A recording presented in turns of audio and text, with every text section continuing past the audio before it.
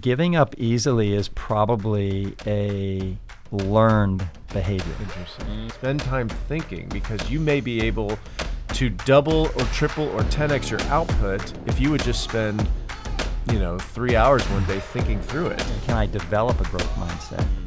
And the answer is, yeah, you got to work at it. There's one thing that I'm afraid of.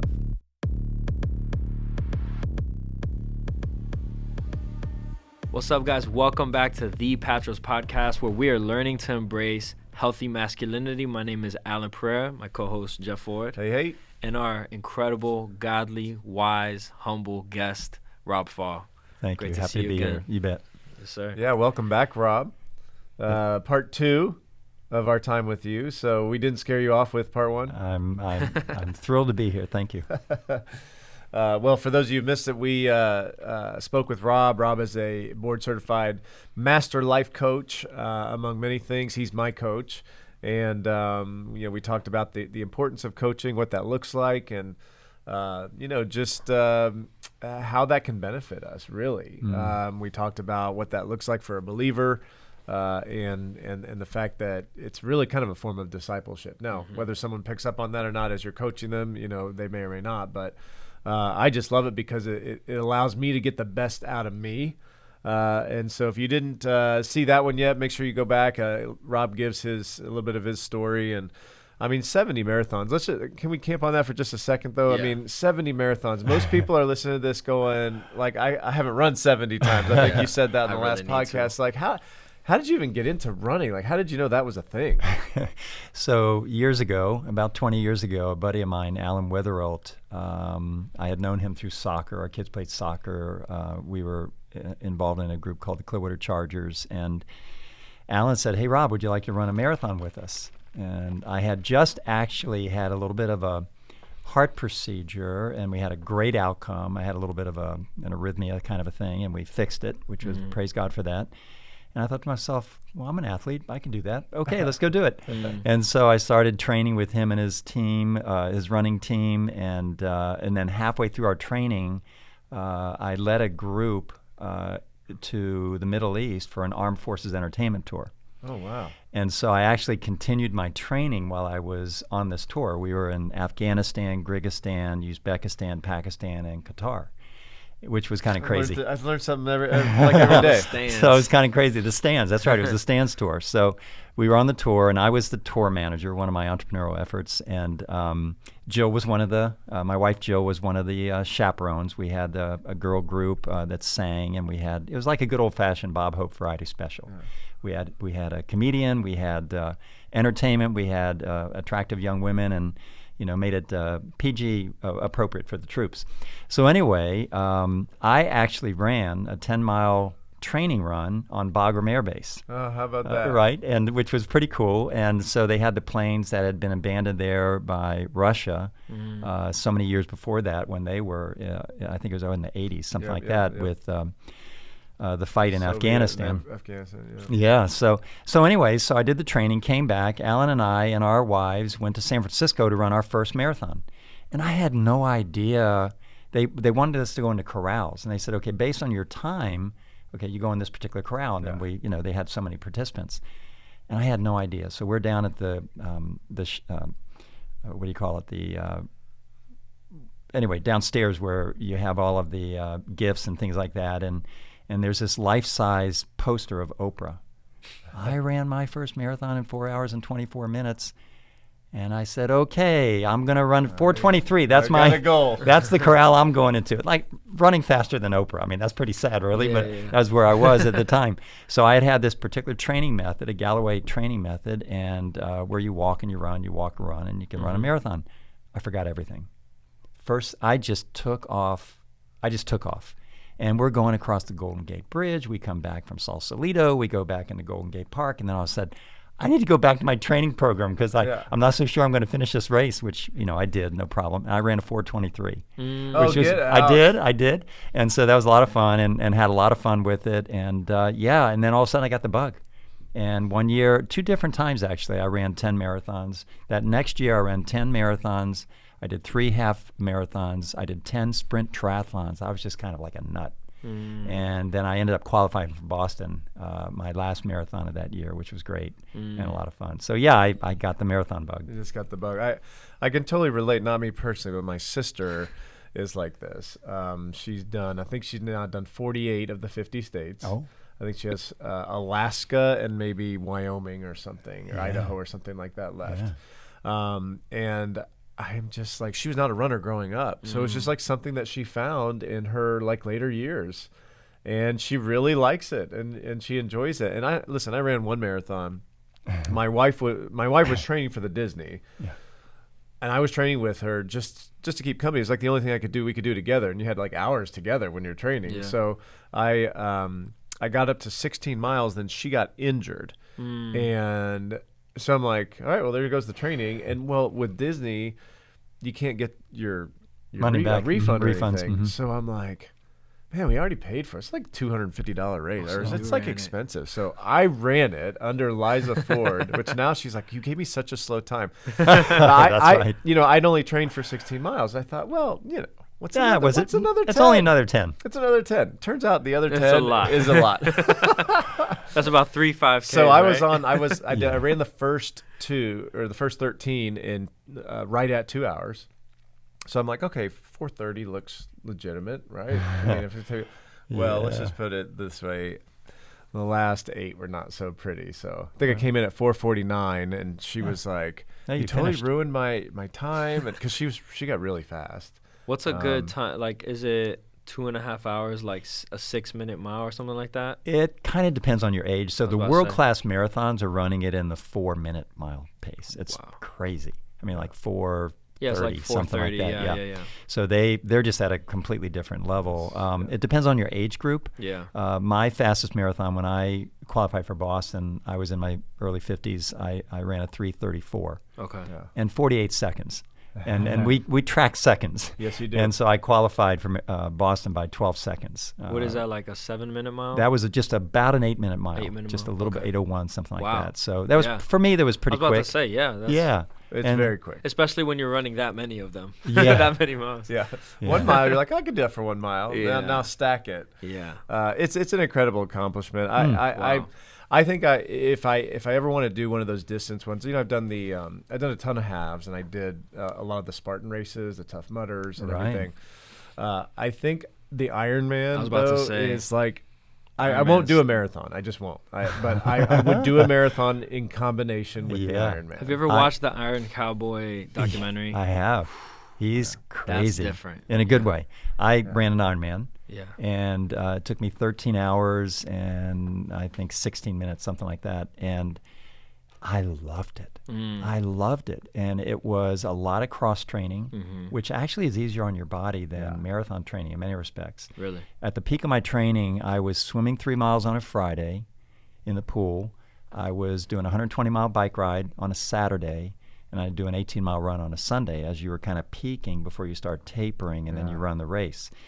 And I remember asking my coach. I had a coach at the time. You asked about coaching. I said, okay, I've never done this. I could probably use some help. Yeah. So I had a triathlete coach. But see, like even that, like just that idea. And I think that this is one of the things to convey to the guys listening to this. You're like, well, I've never done this before. Therefore, I need to get a coach. Like I need to get somebody to help me along. And I think so many guys are going, I got this. Like there's this John Wayne mentality that we're still hanging on to. I think YouTube and like a younger generation has helped on this because it's like, oh, I can just find it on YouTube. So there's still, but this idea that they would go to somebody else, because even YouTube, it's not a person. It's not enough because you need someone to, like, even with trainers, like you can learn a workout, but I've taken guys to the gym and been like, you're not dropping your shoulders before the, you're not, technique. You know what you're supposed to do, but you don't know, like you haven't done the body-mind connection yet for you to know how you're doing it. That's right. And so you need someone there with you to show you that you're not implementing that strategy correctly. Right.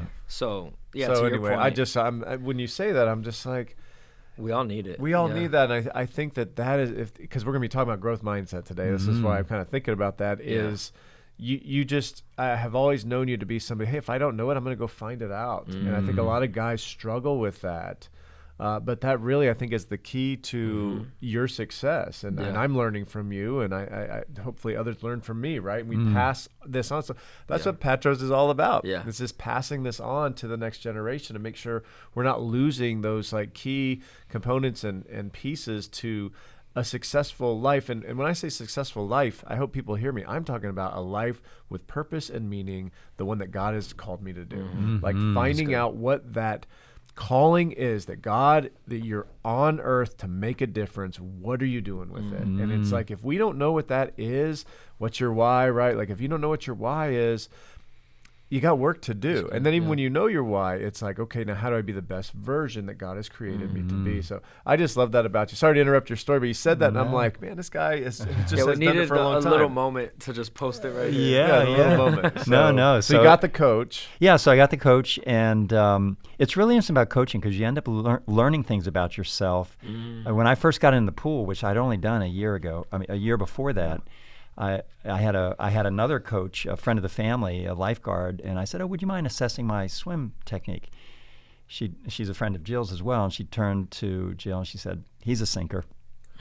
He's a sinker, right? And so you're thinking like, I'm pretty decent. Well, I thought I was, but I didn't. The truth is, I didn't have enough body fat to be buoyant. Yeah. So I had to really lean into the technique, and so I figured that out, and I turned out to be an above average sinker, or swimmer. But there's some I'm an above average sinker. Above average sinker. I'm a sinker. So, but there's some dark sides to triathlons, and so you probably want to say, well, what would one of those dark sides be? So I asked my coach. I said, so I've got my list of all the things I need to pack for this 13-hour day. I didn't know how long it was going to be, but it turned out to be 13. And if you don't run it in 16, then you don't qualify. So fortunately, I did. And so she said, well, okay, here's the list. And I kind of said, well, why do you need 2 pair of socks? Because they have a changing tent when you're going between the different events. She kind of looked at me like I was a nut. She said, Rob, you're going to be on the bike for 4 hours. Yeah. Oh.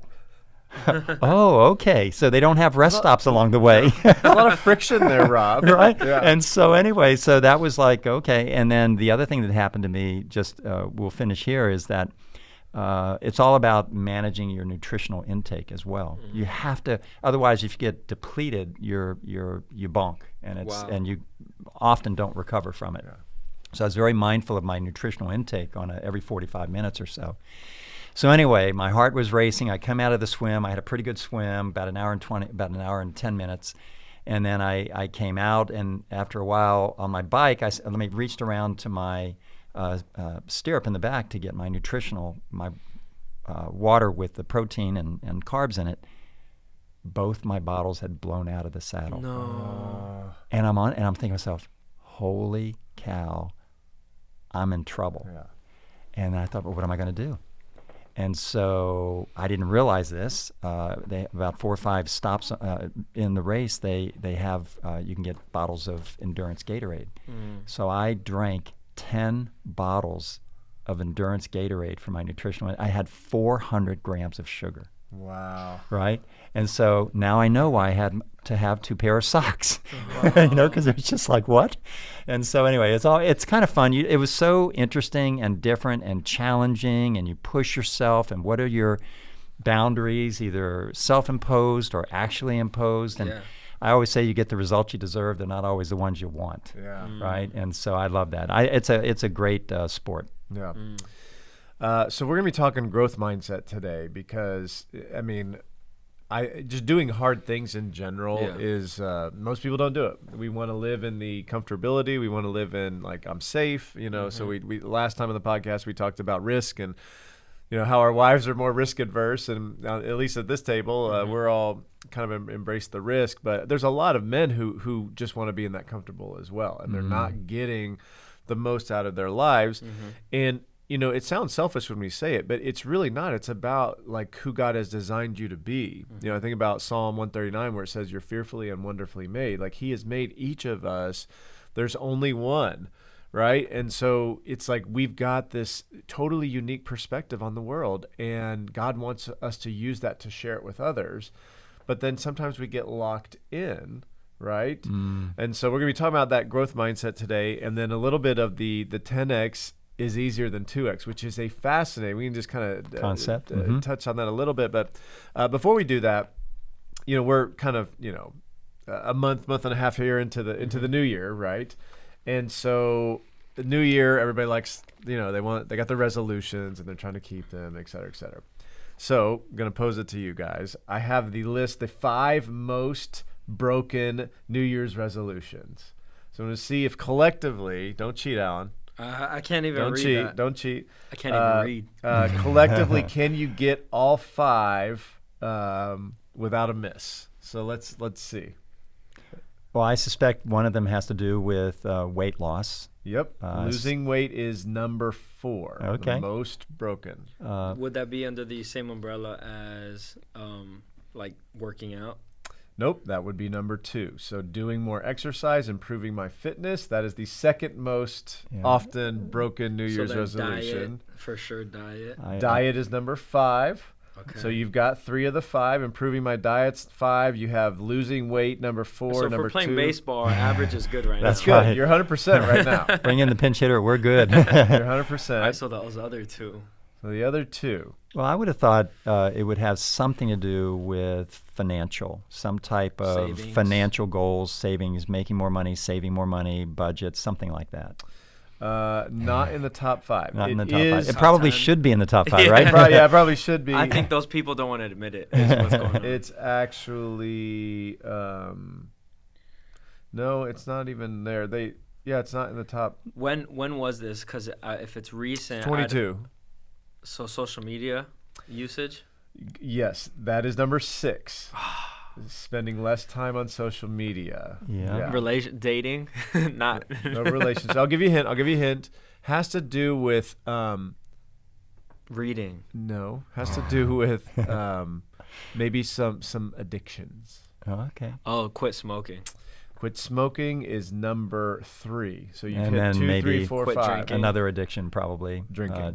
Drinking is number 1. Quitting drinking entirely is the number 1 least attained New Year's resolution. Which is funny because, not funny, it's sad, but in 2023, the most shared podcast in the U.S. out of all podcasts, so that's including Joe Rogan, everybody, was Dr. Andrew Huberman, his Andrew Huberman Labs podcast on the effects of alcohol on the human mind and the brain. Interesting. Really? That is the most shared podcast episode. So we were talking about our stories, and you both know my youngest son, Tom.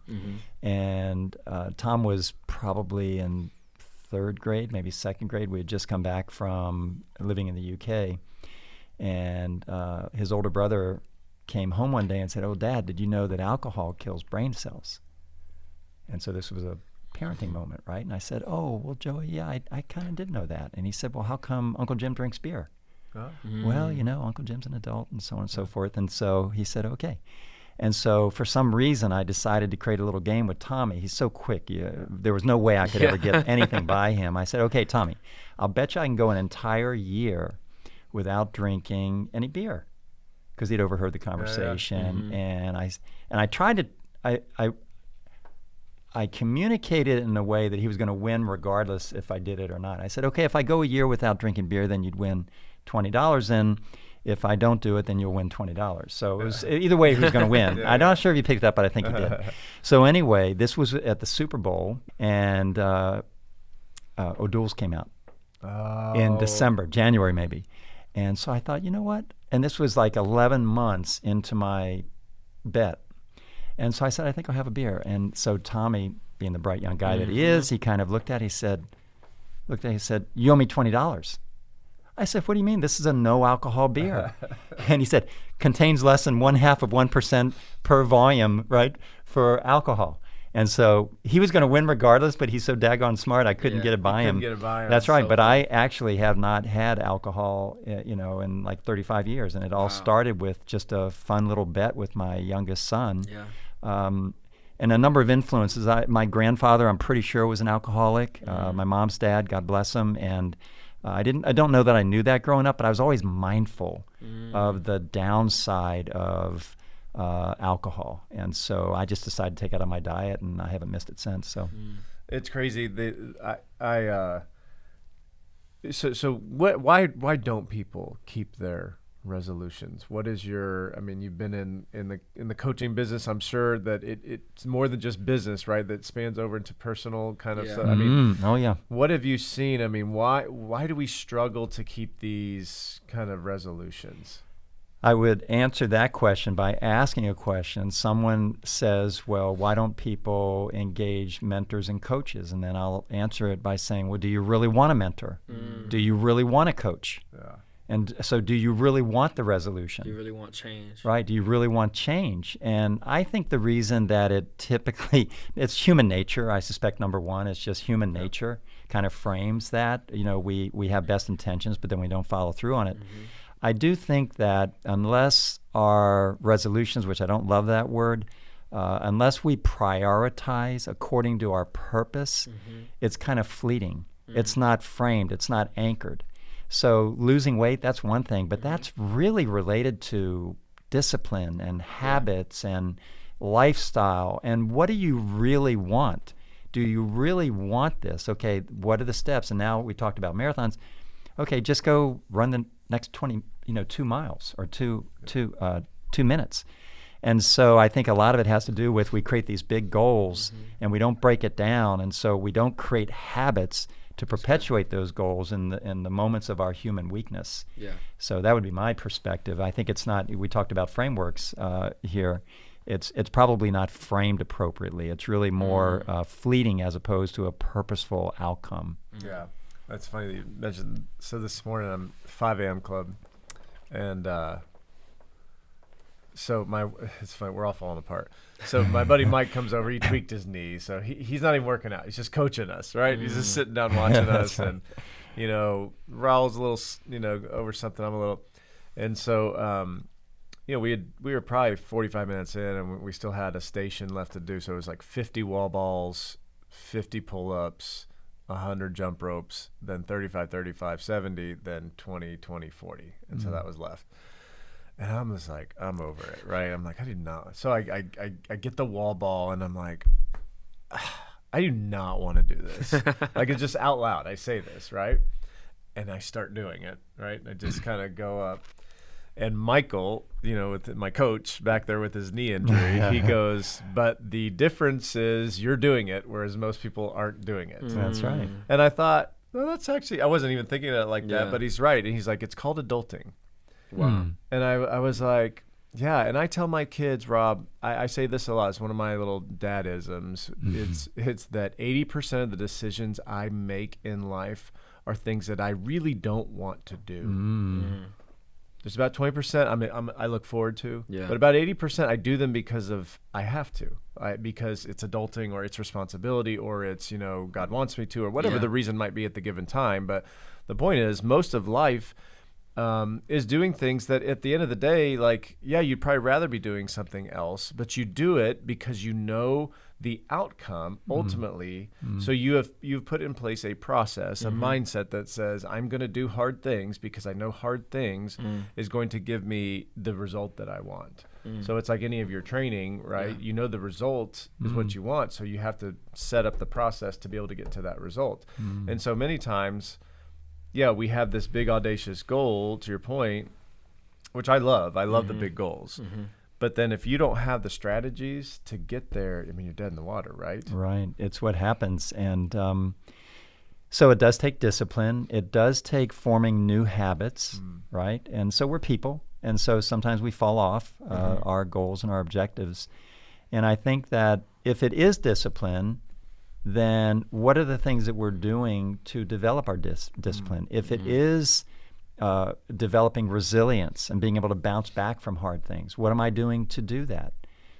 And really, what we have to do is we have to do hard things as you describe it. We've got to be able to bounce back. We've got to be able to embrace the grind. We talked about mental toughness. That's a growth mindset perspective.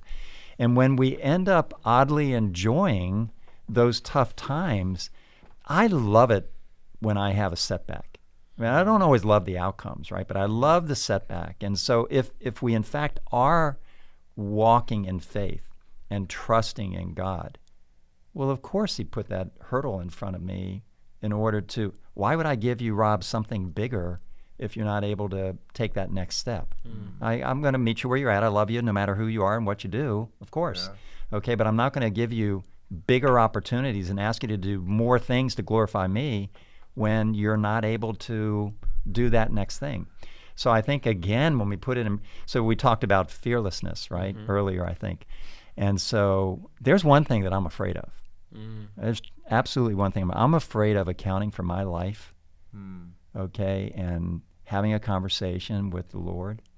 And he's saying, Rob, I gave you this. I gave you this opportunity. You had these gifts. I provided these kind of situations. You chose not to act upon it. I'm not really sure why you did that. What were you thinking? Oh, well, Lord, I cared more about the natural world than I cared about you. I don't want to have that conversation, right? I don't want that. No. And that's a good fear. So that's right. It's a good fear of the Lord, right? Yeah. And it's a healthy, and I don't lament about it, but it's like, no. I'm gonna leave it all on the floor. I am gonna get after it. I'm gonna be my best. There are plenty of people that are better than I am. Whether people work harder than me or not, I don't know, but I'm going to work hard. I'm going to get after it. I'm up every morning at 3 o'clock. I'm doing, a 3-mile run before I go to work. I'm working about 70 hours a week. Okay, other people are doing more or less. That's not my business. Yeah. All I know is in order for me to be my best at this season of my life, that's where I'm at. Yeah. So I just embrace, this part of the journey. So I love it. So let's get into this kind of idea of growth mindset.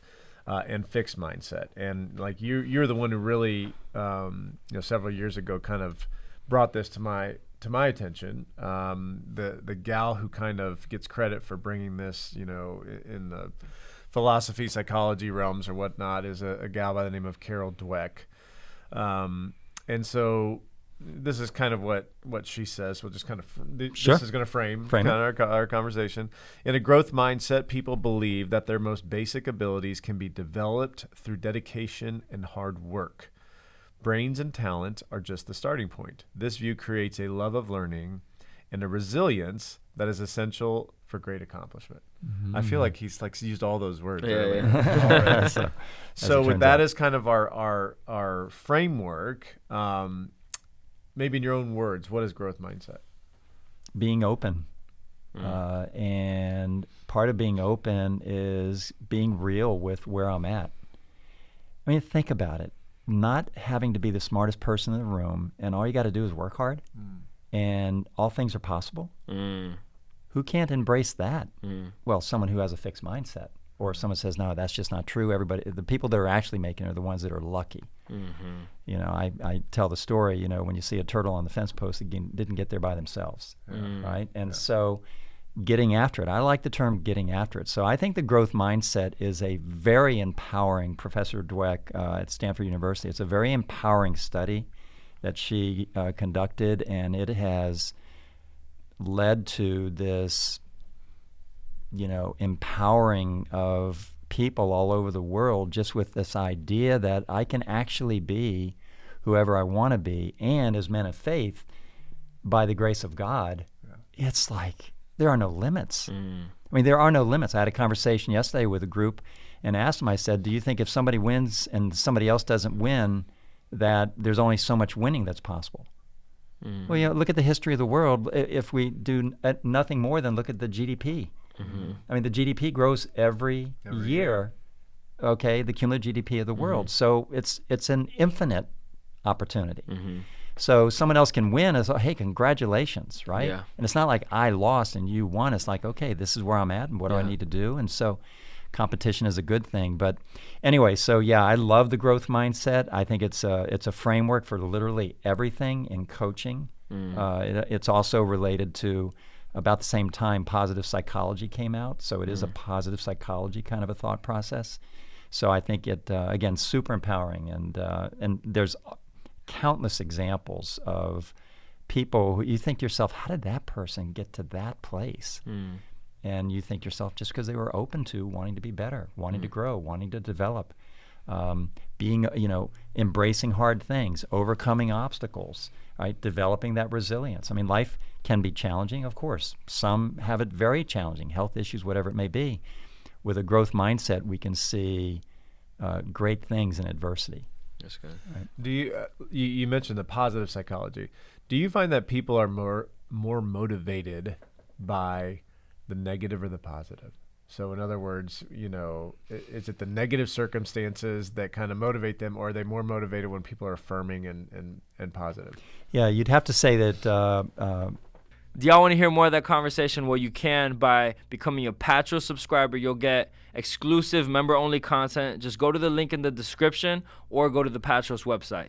Yeah, and when you become a subscriber, like what you're telling us is that you enjoy this content and you want to hear more of it. So every dollar that you give helps us do just that. So thank you again for listening as we just together go on this journey of embracing healthy masculinity.